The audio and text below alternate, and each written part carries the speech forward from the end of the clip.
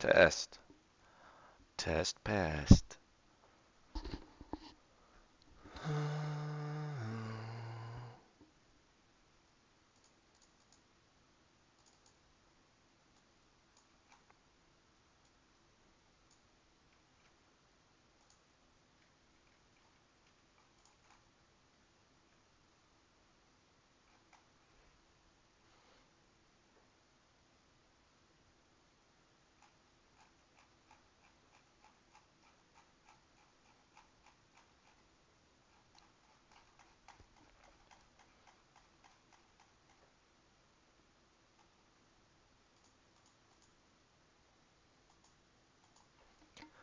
Welcome to Henry George Day Devotional episode 75.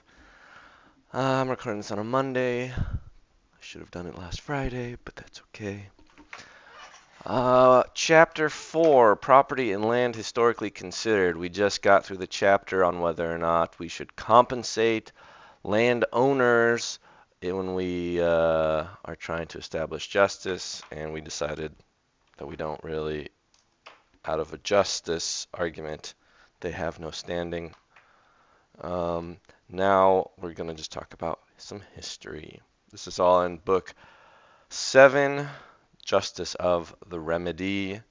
And I guess so far we don't really know about his land value tax. The remedy is just something like no more private property and land. Everyone should own the land, but he hasn't explained how he would do that mechanically. All right, here we go. Property and land historically considered. Also, I'm just excited. I just watched Mr. Beat's video on every recession in the history of the United States, and I had this thought that why do we not just define or consider every war as a recession or depression? And I realized, oh, it's because we count defense spending as gross domestic product. And as George loudly complains, the construction of military wealth shouldn't really be considered wealth at all. That is not, unless, well, I mean, you could make some sort of, I'd call it almost perverse definition of satisfying mankind, humans' desires by enabling them to kill one another.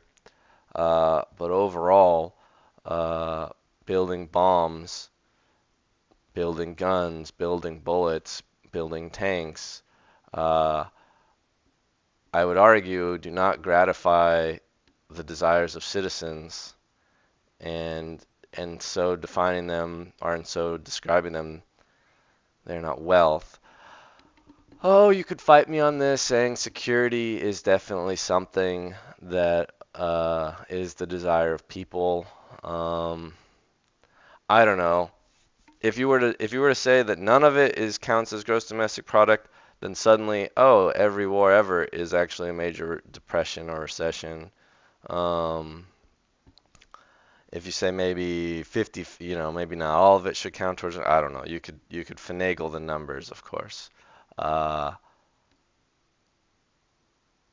but anyway, just a thought I had. I think talking about history, which is sort of related to what we're about to read, I suppose. All right. George writes, what more than anything else prevents the realization of the essential injustice of private property and land? Also, in Mr. Beat's video of the like 30 recessions he went through, like 20 of them, I don't know, maybe I'm exact, were explicitly due to land speculation, and then many of them were, I would argue, also pretty directly from land speculation. And he talks about a bunch of railroad bubbles, which George talks about and explains how those are directly based on the land value going up, or it's an anticipation of land value going up near where the railroad passes. Um, anyway, Mr. B also has a very popular video on Georgism. I made a few comments. I was like, wow, why isn't he keeps making a joke like, oh, another recession caused again by land speculation, but he never mentions Georgism, which is a little frustrating. All right, George writes, injustice of private property and land. Okay, what prevents the realization of this and stands in the way of a candid consideration of any proposition for abolishing it is that mental habit which makes anything that has long existed seem natural and necessary. We are so used to the treatment of land as individual property, it is so thoroughly recognized in our laws, manners, and customs. Maybe I need to make a reaction video to Mr. Beats' recession video because I want to talk about a few other things. Like, he talks about that the 2008 Big Short, you know, all those mortgages. And everyone wants to say, oh, it's the fault of these, oh, if we just didn't have this policy of making these ill-founded or poorly created loans to people, then it wouldn't happen. Well, if you hadn't given those people loans to buy those houses, then they would be stuck living somewhere they didn't. I mean, they did that because they wanted to get out and move somewhere where they could. Like they weren't. I don't know. I do not. I do not think that just some slightly better behaved mortgage brokers would have prevented the bubble.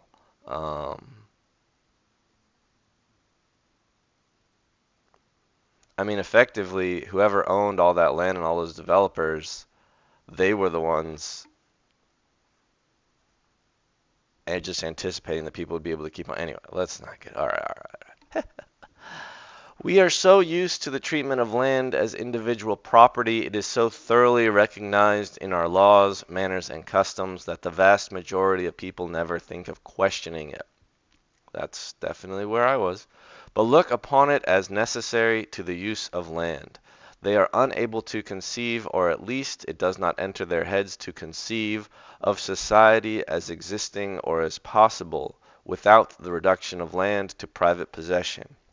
Yes, a lot of people, as soon as you describe sharing the land, it's like, well, then how do I get to do anything? The first step to the cultivation or improvement of land seems to them to get for it a particular owner, and the man's land is looked on by them as fully and as equitably his, to sell, to lease, to give, or to bequeath, as his house, his cattle, his goods, or his furniture. The sacredness of property has been preached so constantly and effectively, especially by those conservators of ancient barbarism, as Voltaire styled the lawyers. Lawyers as conservators of ancient barbarism. Anyway, so the sacredness of property has been preached that most people look upon the private ownership of land as the very foundation of civilization. They do. It's crazy. And I did. So, the idea of fencing, yeah. And if the resumption of land as common property is suggested, think of it at first blush either as a chimerical vagary which never has and never can be realized, or as a proposition to overturn society from its base and bring about a reversion to barbarism. Yeah, that's what people say. If you can't have land, you're just going to turn back to being a bunch of bloodthirsty battling tribes. How long? All right, we're not going to make it all the way through this long chapter. That's okay. I'm not in a rush.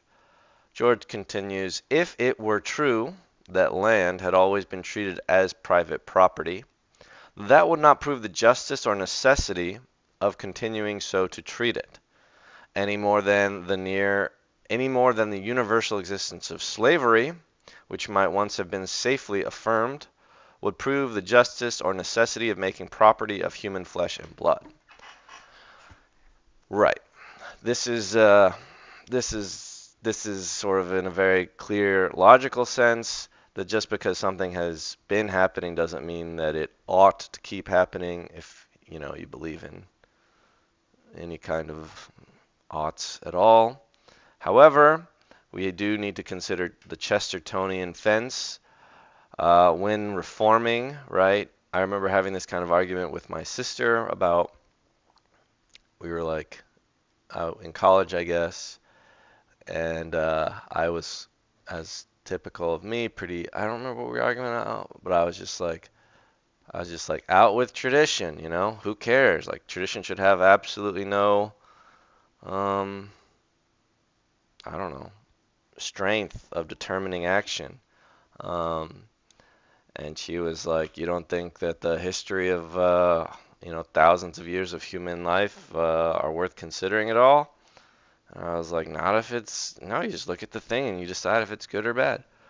Uh, and that's where I would say that it can be hard to decide if the thing is good or bad. And the idea of Chesterton's fence is before you go about reforming, like when you run, if you're running around, you come across a fence that's in your way. You're like, oh, this is in my way. I'm just gonna knock it down. And then accidentally you let, I don't know, a bunch of wolves can now get in because you knocked down the fence. Like if you see a fence and you find it initially upsetting, then you need to maybe respect your ancestors and ask, well, why did this particular fence exist before you knock it down? You need to be able to answer that question. Uh, and and so that's something I feel very strongly about when I'm talking about like how vile the suburbs are. Uh, they're never yet so vile as the overcrowding and tenement and slum housing I believe existed before we had such a thing as the suburbs. Um, However, the suburbs,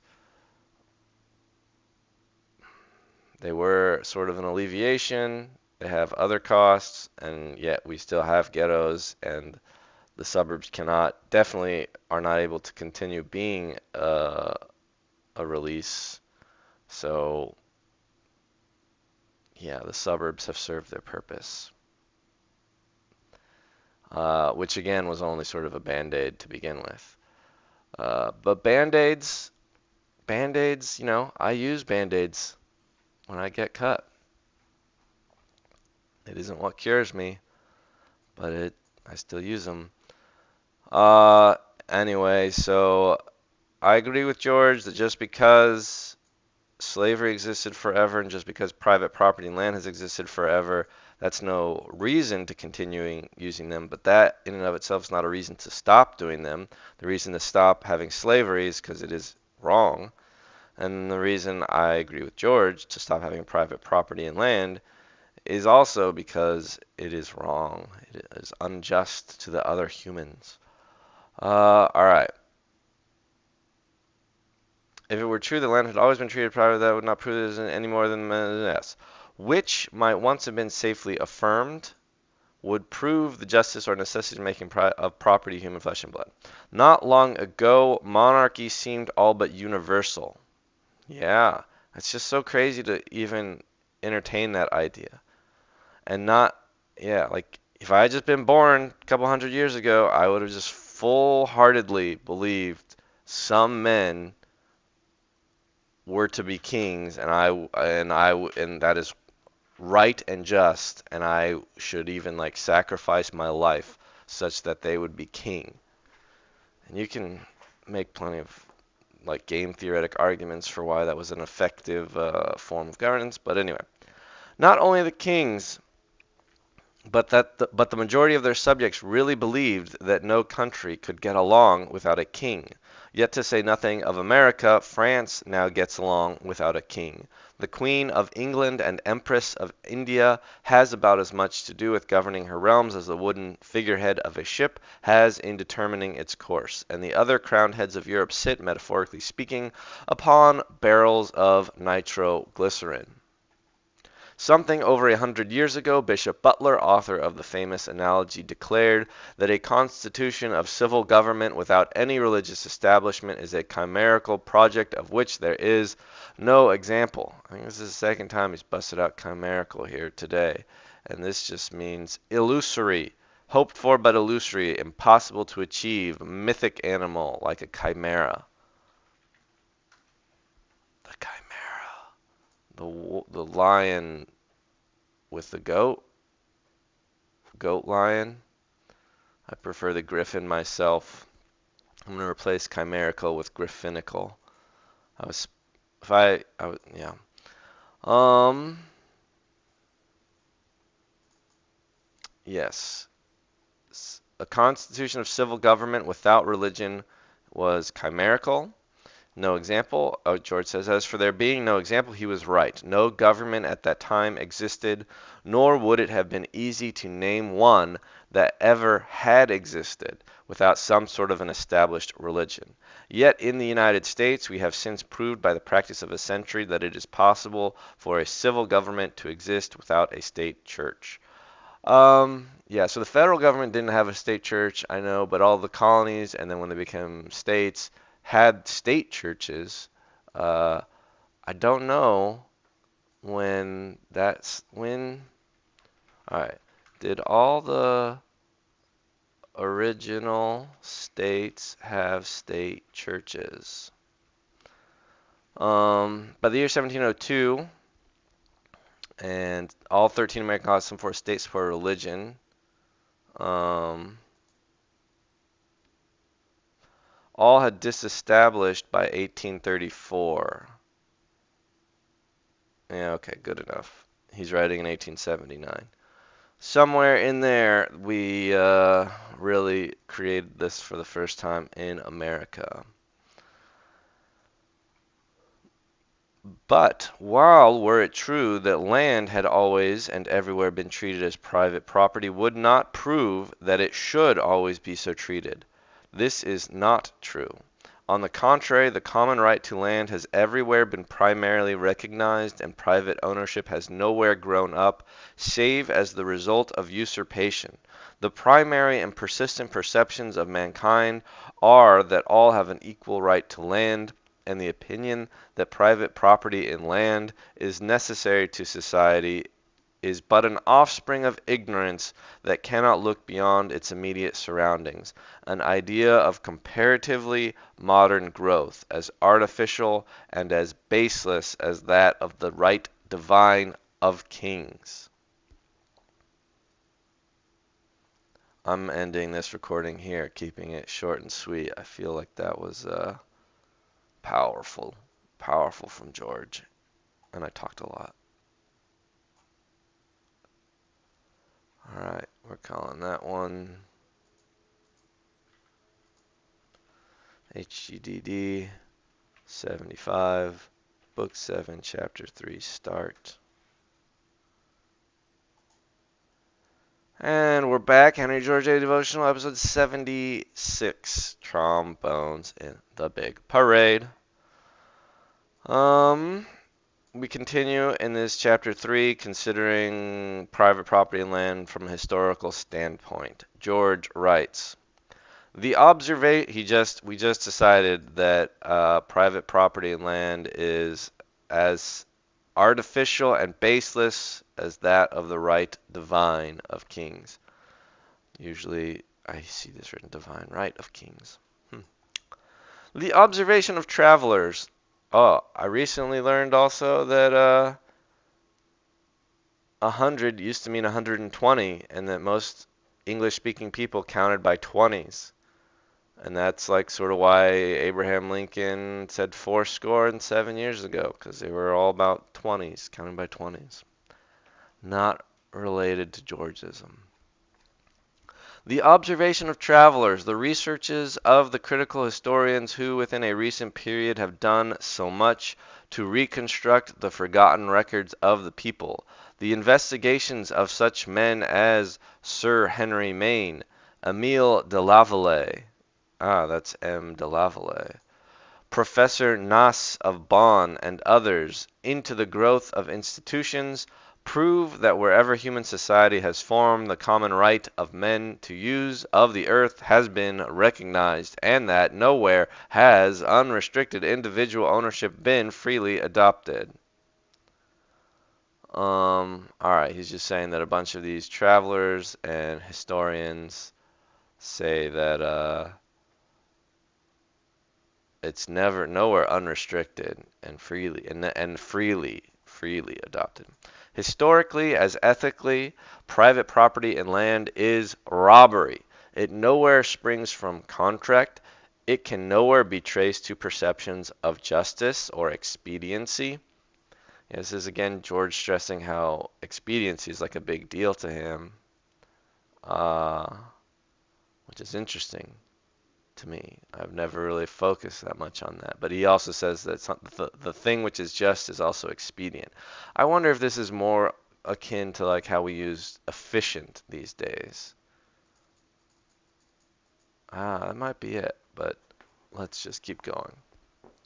It, again referring to private property and land, has everywhere had its birth in war and conquest, and in the selfish use which the cunning have made of superstition and law.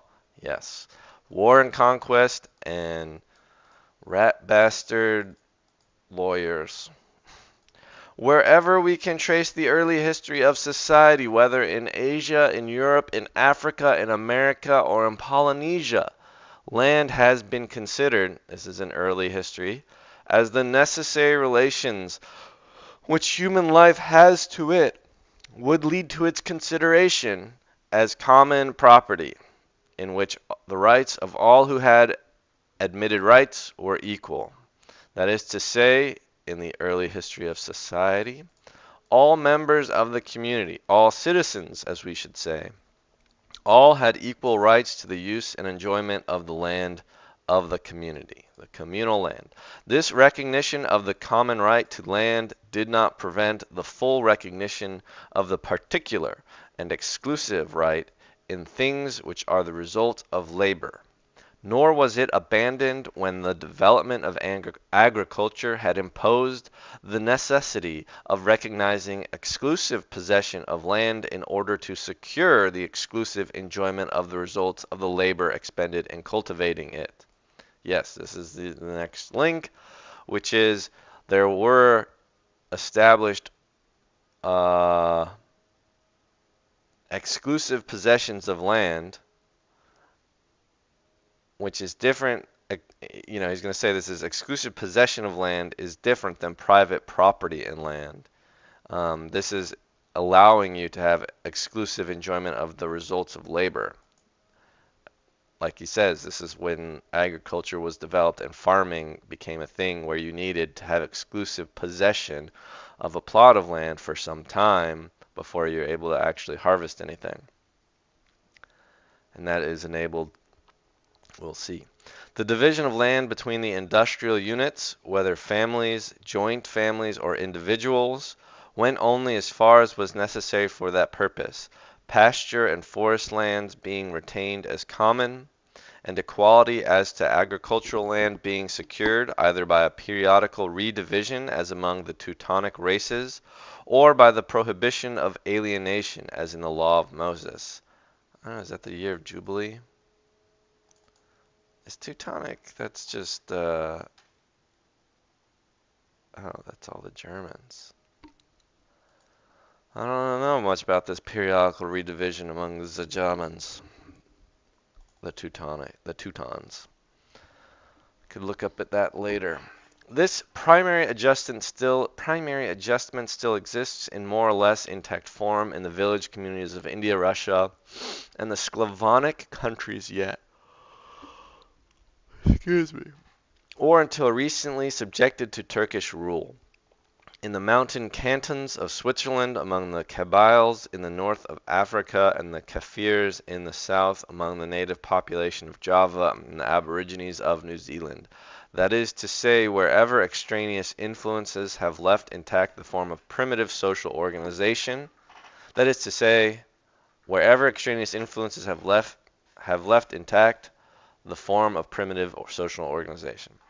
That it everywhere existed has been, within late years, abundantly proved by the researches of many independent students and observers, and which are, to my knowledge, best summarized in Systems of Land Tenure in Various Countries, published under authority of the Cobden Club in M.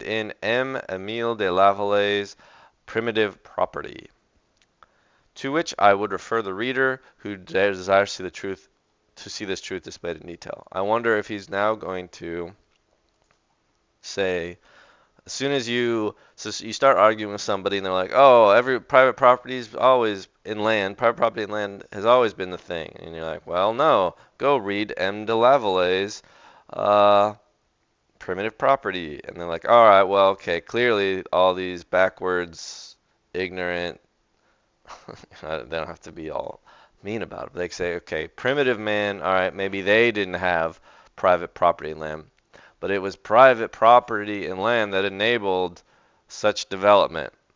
And well, we'll see if he talks about that directly. It's clear that the private property land was established through conquest and through legal machinations. And I guess I would have previously, years ago, been of the opinion that, yeah, it was bad to conquer people, but it was, not all things are all bad or all good, oftentimes. And one of the goods that came about was the establishment of private property and land, because that created this kind of incentivization structure that enabled something like technological progression or something to rapidly advance. But these days, I don't think that is so. I guess I want to say that I think the trajectory of technological progression is a little more exponential, I suppose. So it was like really, really hard to get the first couple inventions happening, and then as more happened, more and more could happen. But I don't know, it's all pretty hand wavy. In all primitive societies, says M. de Lavallee, as the result of an investigation which leaves no part of the world unexplored, in all primitive societies, the soil was the joint property of the tribes and was subject to periodical distribution among all the families, so that all might live by their labor as nature has ordained. The comfort of each was thus proportioned to his energy and intelligence. No one at any rate was destitute of the means of subsistence, and inequality increasing from generation to generation was provided against. If M. de Lavallee be right in this conclusion, and that he is right there can be no doubt, how, will it be asked, has the reduction of land to private ownership become so general? The causes which have operated to supplant the original idea of the equal right to the use of land by the idea of exclusive and unequal rights may, I think, be everywhere vaguely but certainly traced. All right, he thinks we can find out all the reasons. Let's see. They are everywhere the same, which have led to the denial of equal personal rights and to the establishment of privileged classes. These causes may be summarized as the concentration of power in the hands of chieftains and the military class, consequent on a state of warfare, which enabled them to monopolize common lands. The effect of conquest in reducing the conquered to a state of predial slavery. Is that like predatory? I don't know. Predial slavery. Oh, it just refers to land or farming. Predial slavery. And dividing their lands among the conquerors, and in disproportionate share to the chiefs. The differentiate, yeah.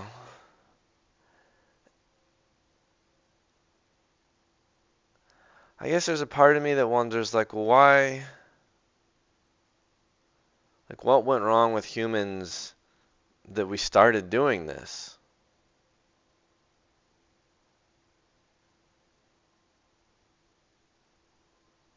I don't know. The differentiation and influence of a sacerdotal class. I knew that. I feel like I learned this word in high school as like a vocab word. I knew it was religious, a priesthood. I should have just, yeah. Sacraments, sacerdotal class. Wait, let's see if it's a hard C. It's a soft yeah, it's a soft C. Sacerdotal. Yes, a long O. Sacerdotal. And the differentiation and influence of a class of professional lawyers whose interests were served by the substitution of exclusive in place of common property and land. The influence of the lawyers has been very marked in Europe, both on the continent and in Great Britain, in destroying all vestiges of the ancient tenure and substituting the idea of the Roman law exclusive ownership. I mean, this is why, like, hey, if you're gonna cast aside lawyers that are using their common law, I mean, I don't know. I guess you could argue common law is not the work of lawyers. That was the idea of tradition and the common people establishing the rules, I guess. So you didn't even need the lawyers. You just had the common law, I suppose. I don't know. Not a law historian. Inequality once produced, always tending to greater inequality by the law of attraction. Yeah, so I don't know if like some humans just started conquering others and then there's inequality and inequality always tends towards greater equality. Like however can we fix this? However can we go back against this? Uh, are we just doomed? I don't know. And like I really don't know. It was the struggle between this idea of equal rights to the soil and the tendency to monopolize it in an individual possession that caused the internal conflicts of Greece and Rome. It was the check given to this tendency in Greece by such institutions as those of Lycurgus and Solon, and in Rome by the Licinian law and subsequent divisions of land, that gave to each their days of strength and glory. And it was the final triumph of this tendency that destroyed both. Great estates ruined Greece as afterward great estates ruined Italy. Latifundia perdidere Italiam by Pliny. Latifundia. That's that's these these large estates in ancient Rome or in Spain typically, yeah, that's their plantations. Perdidere, I guess that's ruined. Dere, past tense. Perdido, I know in Spanish is like, I don't know, damage. Ruined, defeated, or about to be killed. Um, Italiam, which is, I guess, Italia, Italy. And as the soil, in spite of the warnings of great legislators and statesmen, passed finally into the possession of a few, population declined. Ooh, what's happening? Art sank. Hmm? The intellect became emasculate. To really rile up my viewers. Never mind. And the race in which humanity had attained its most splendid development became a byword and reproach among men. What became a byword and reproach among men?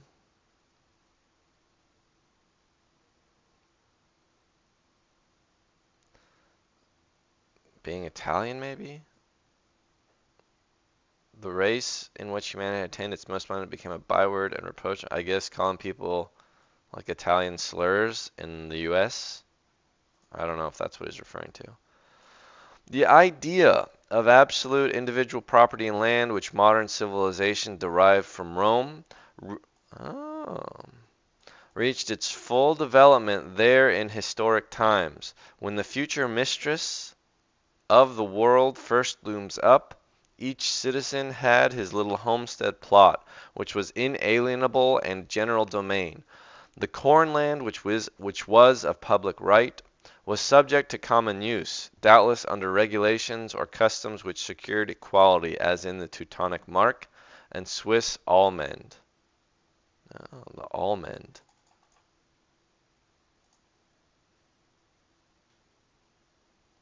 Uh,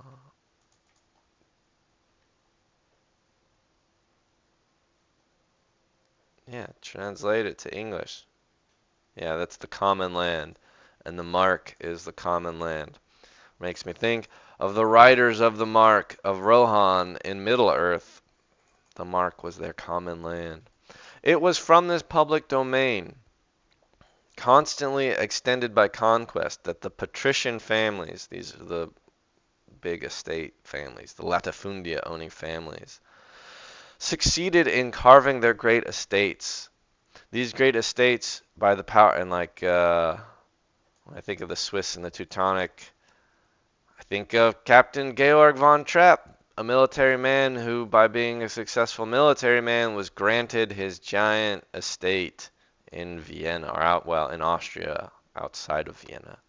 These great estates, by the power with which the great attracts the less, in spite of temporary checks, by legal limitation and recurring divisions, finally crushed out all the small proprietors, adding their little patrimonies to the latifundia of the enormously rich, while they themselves were forced into the slave gangs, became rent-paying coloni, or else were driven into the freshly conquered foreign provinces, where land was given to the veterans of the Legion, Captain Von Trapp, or to the metropolis, I guess that's the city, to swell the ranks of the proletariat who had nothing to sell but their votes. Yeah. Caesarism,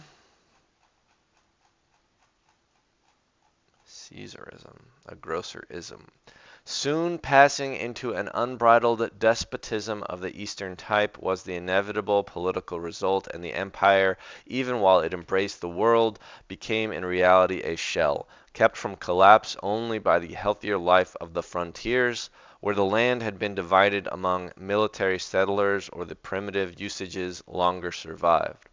But the latifundia, which had devoured the strength of Italy, crept steadily outward, carving the surface of Sicily, Africa, Spain, and Gaul into great estates cultivated by slaves or tenants.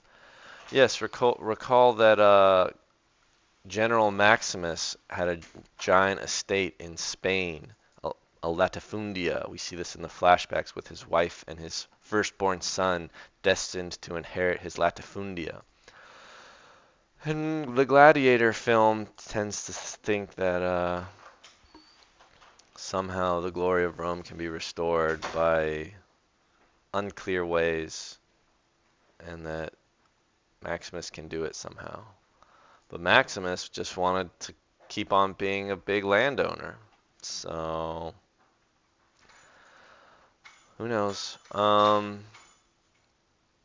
The hardy virtues born of personal independence died out, and an exhaustive agricultural impoverished the soil, and wild beasts supplanted men, until at length, with a strength nurtured in equality, the barbarians broke through.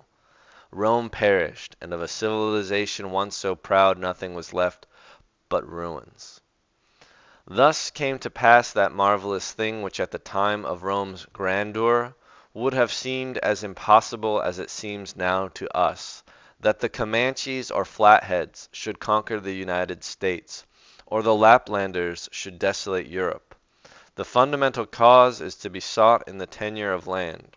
On the one hand, the denial of the common right to land had resulted in decay. On the other, equality gave strength.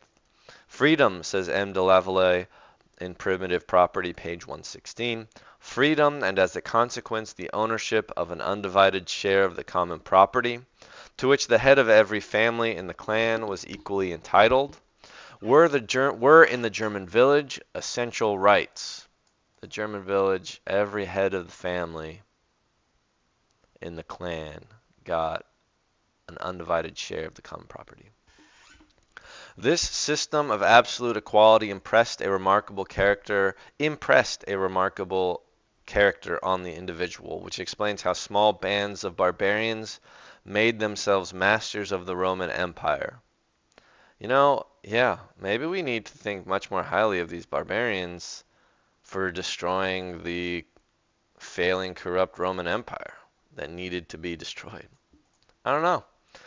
In spite of its skillful administration, the Roman Empire, its perfect centralization, Roman Empire, and its civil law, which has preserved the name of written reason, according to M. de Lavallee.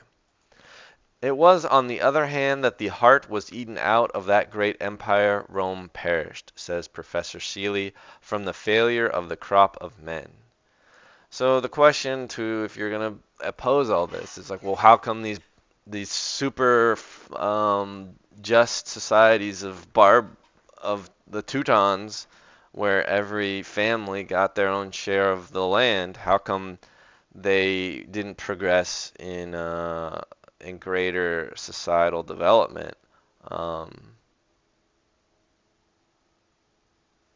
there could be this very pessimistic take on all of progress and poverty, that we cannot have the progress without that poverty.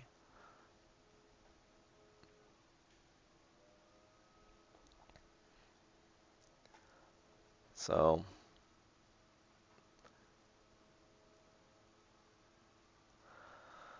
yeah, history is complicated.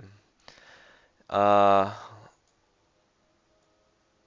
yeah, maybe I end today's devotional on this confused note.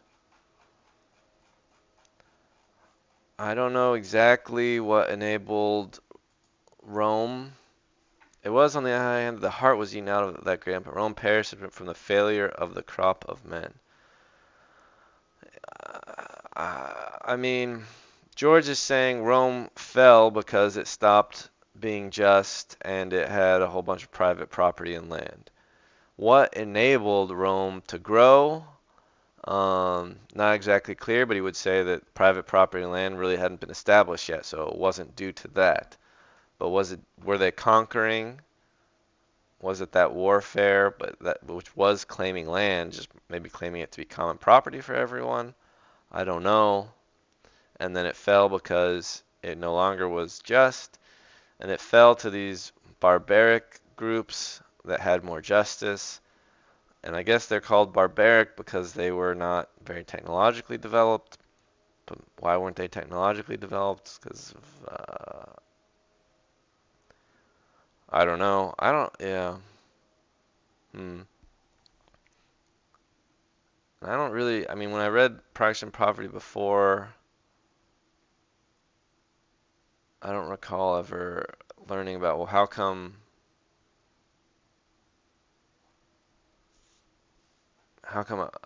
other barbaric, like, why did some societies develop and others didn't?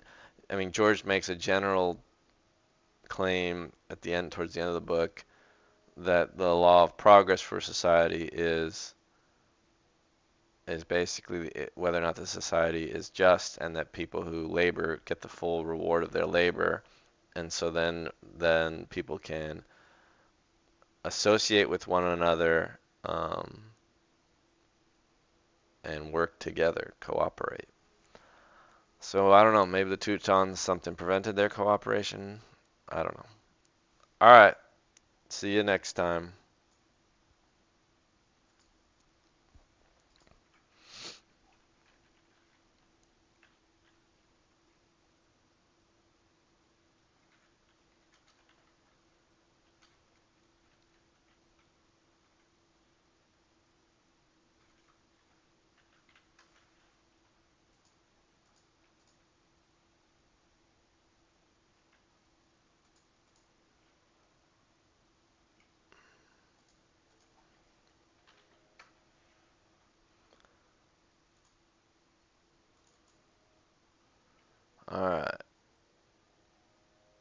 Oh, this is all chapter 4 we're in now.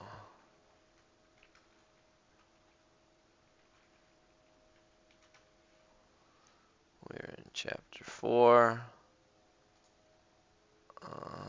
It's historical property and land historically considered.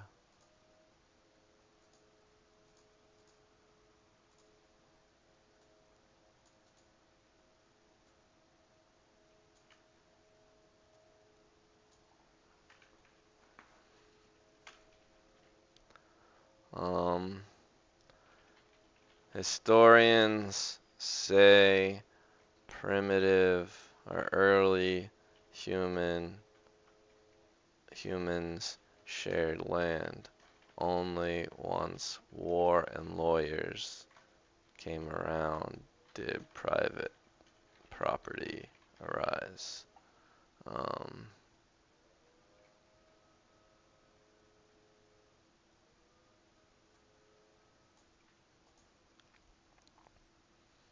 New episode. I got a new attitude. Um,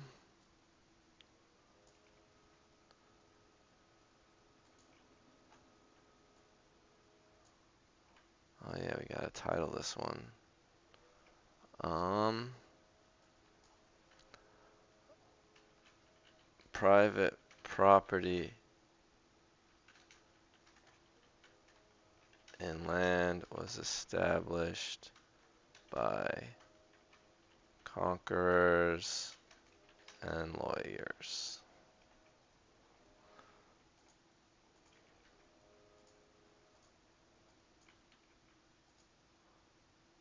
No, no. 175.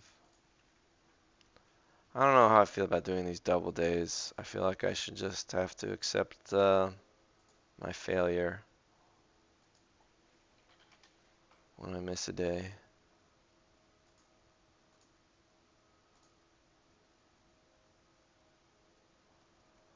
Oh well.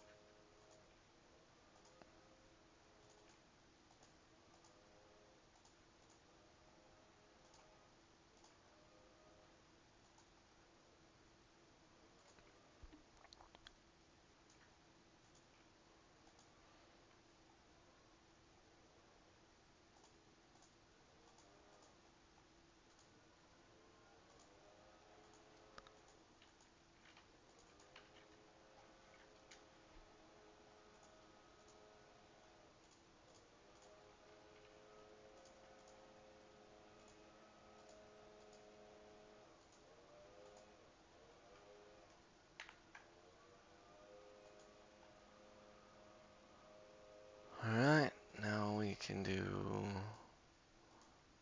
the next. This is episode 76. Those ones were misnumbered. This is episode 75.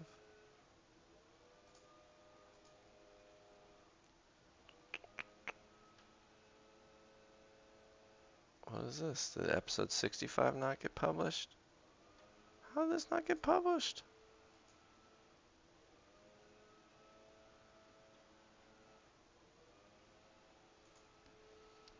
Um,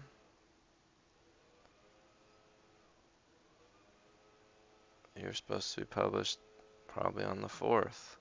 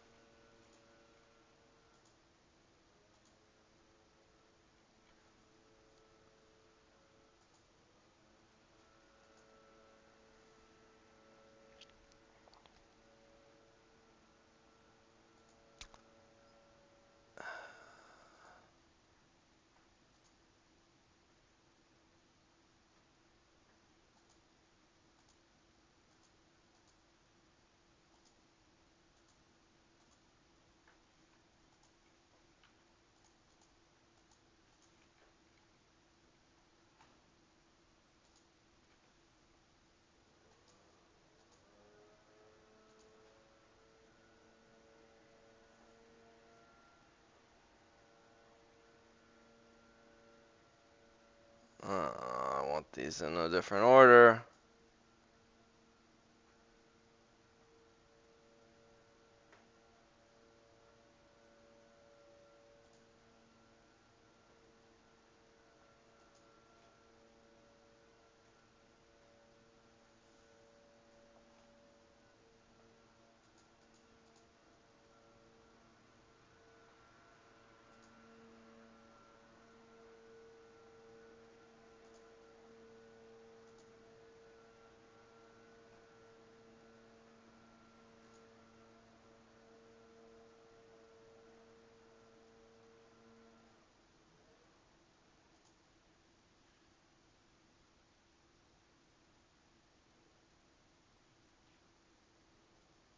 Oh, I'm an idiot again. I should just put it to 6 to edit.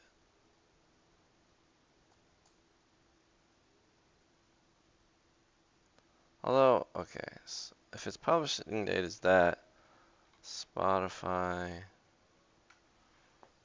is it listed that way?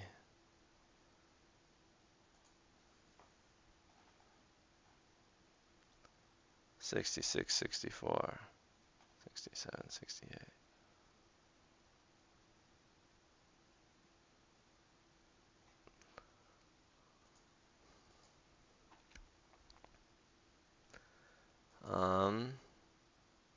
Revert to draft, details, schedule, schedule. Go back to episodes. Alright, 65, 66, 67, 68, 69, 70, 71, 72, 73, 74, 74. Now you need to be episode 75. Ay, ay, ay. Alright, new episode. 76. Trombones in the big parade. Rome fell because of private property. The establishment of private property. It was the latifundias in Rome that began the internal decline. The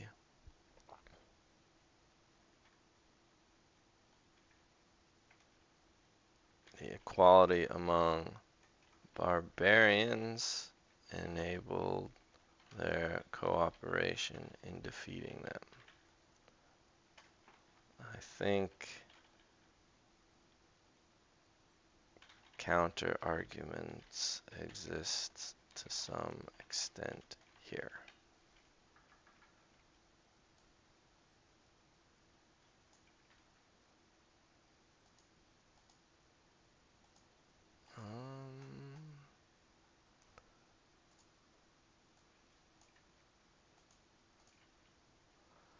Now, no. 176. Publish. Create. Upload video.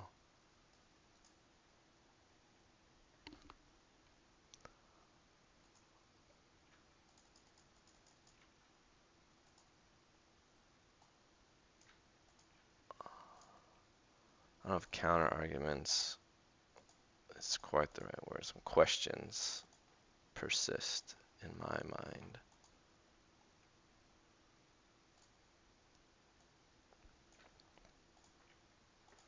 Maybe counter arguments is fine. The 17th.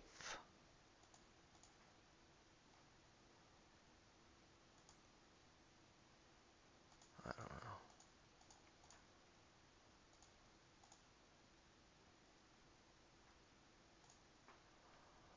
Comments.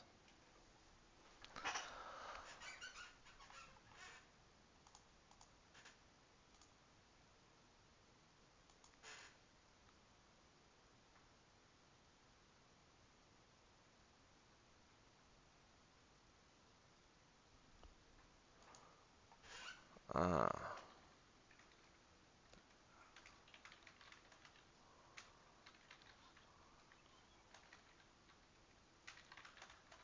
Terms.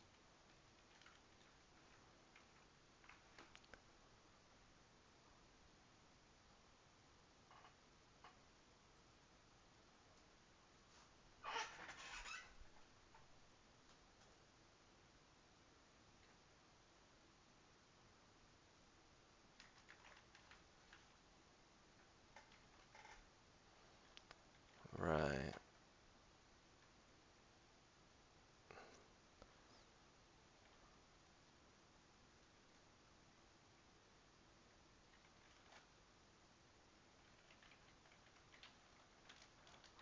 I've heard it was concept of slavery that caused the block. Political block.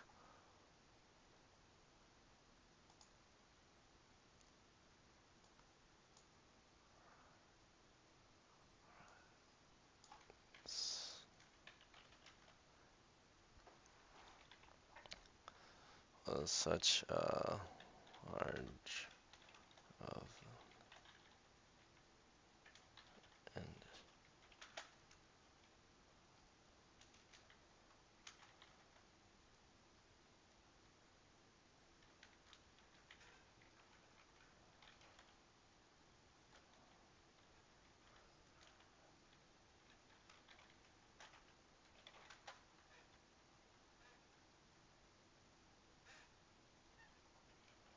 loom shuttle.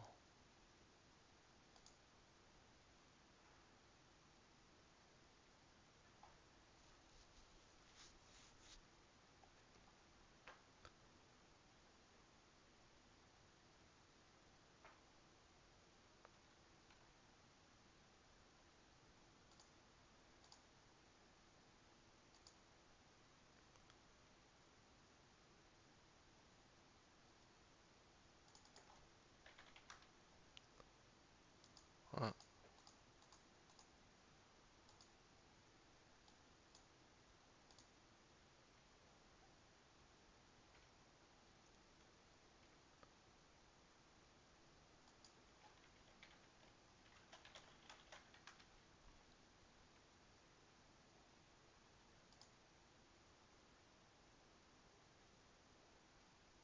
The whole shed, I guess.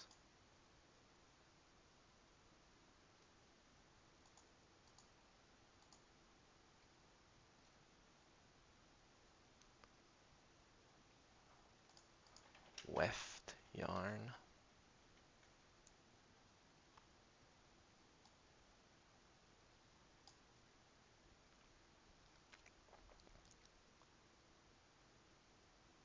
Oh.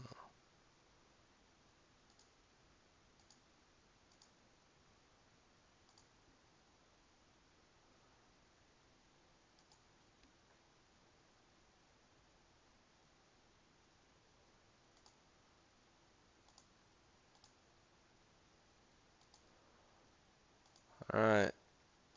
Time for everyone to go labor.